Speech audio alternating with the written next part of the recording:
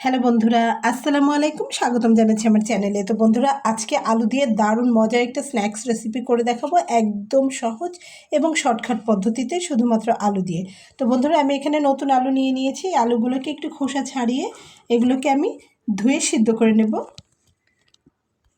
তো বন্ধুরা, আলুগুলোকে ধুয়ে সিদ্ধ করে আমি এখানে ম্যাশার দিয়ে ম্যাশ করে নিয়েছি। আলুগুলো এখনও গরম রয়েছে এবং যা যা মশলা আমি দেবো তা একবারে দেখিয়ে দিচ্ছি। দেখুন, এখানে আমি মশলা নিয়ে নিয়েছি, ধনিয়া পাতা কুচি করে নিয়ে নিয়েছি, চিলি ফ্লেক্স, এখানে নিয়ে নিয়েছি হাফ চা চামচ পরিমাণ জিরা, 1 চা চামচ চাট মশলা, স্বাদ অনুযায়ী লবণ, আর এখানে নিয়েছি চালের গুঁড়া, কর্নফ্লাওয়ার এবং ময়দা মিক্সড করে হাফ কাপ পরিমাণ।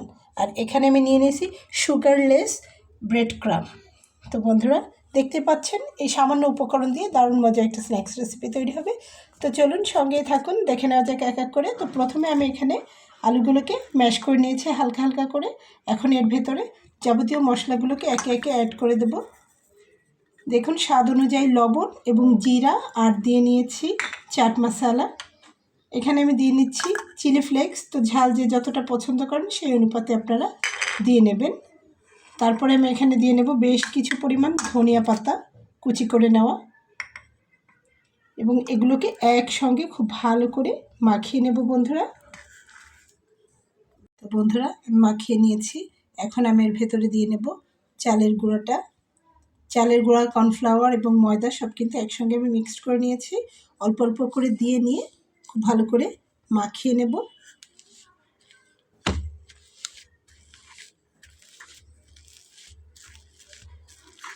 তো যেহেতু আলুটা গরম রয়েছে সেজন্য আমি ম্যাশার দিয়ে মাখাচ্ছি। একটু ঠান্ডা হয়ে গেলে আমি কিন্তু হাত দিয়ে মাখিয়ে নেব, কারণ হাত দিয়ে না মাখালে খুব সুন্দরভাবে মিক্সড হবে না।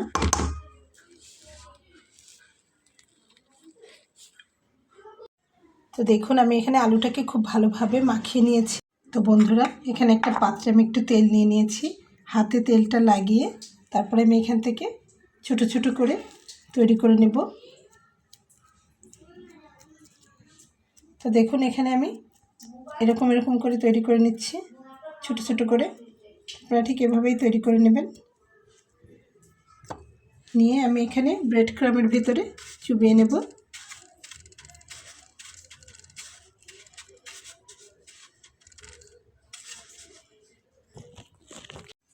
তো বন্ধুরা দেখুন, প্রথমেই আমি এগুলোকে গোল গোল করে কিন্তু ব্রেড ক্রাম্ব দিয়ে কোট করে নিয়েছি। তো এখন এগুলো থেকে আমি একটা একটা নিয়ে তেলে দেওয়ার ঠিক আগ মুহূর্তে যে কোনো শেপ কিন্তু দিয়ে নিতে পারি, কিন্তু প্রথমে এই শেপটা দেওয়া যাবে না। তো আমি এখানে একটু পাতা পাতা শেপ, লাভ শেপ, আপনাদের যার যার খুশি মতো দিয়ে নিতে পারবেন। দেখুন, আমি এখানে চাইলে লাভ শেপটাও দিয়ে নিতে পারবো। তো এই শেপটা আপনাকে ভেজে নেওয়ার আগে আগে দিতে হবে।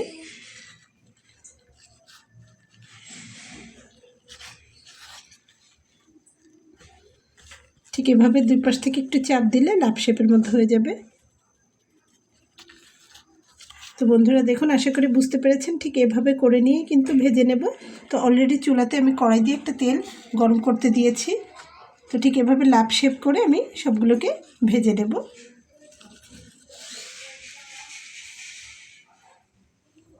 তো বন্ধুরা দেখুন, আমার তেলটা গরম হয়ে গেছে। তো আমি এক এক করে দিয়ে নিচ্ছি। দেখুন,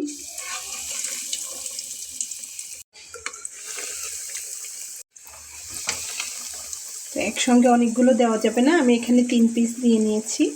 এটাকে আলতো করে ভেজে নিতে হবে। বন্ধুরা দেখুন, আমার একদম লাল লাল করে ভেজে নেওয়া হয়ে গেছে। আমি এখন ঝরিয়ে নিটা তুলে তেল ঝরিয়ে ঝরিয়ে আমি এগুলোকে তুলে নিচ্ছি।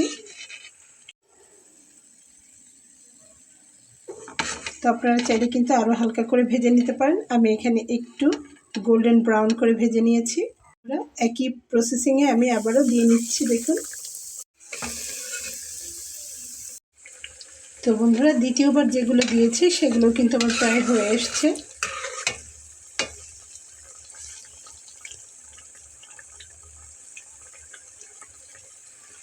আর একটু ফ্রাই করে নিয়ে তুলে ফেলবো। তো দারুণ মজার এই স্ন্যাক্স রেসিপিটি কিন্তু বাইরে থেকে একদম ক্রিসপি, ভেতর থেকে একদমই সফট বন্ধুরা, খেতে দারুণ মজার।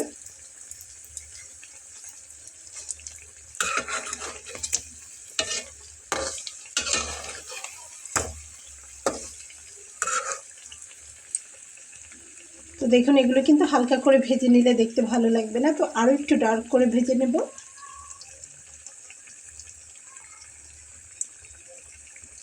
তো বন্ধুরা হয়ে গেছে, আমি তেল ছড়িয়ে একে একে তুলে নিচ্ছি প্রথমবারের মতো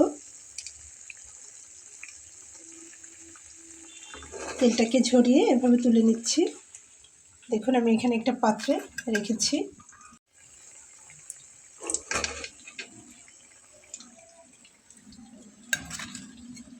আরও কিছুটা দিয়ে নিলাম। তো দেখুন খুবই অল্প তেলে কিন্তু দারুণ এই স্ন্যাক্স রেসিপিটি তৈরি করা সম্ভব।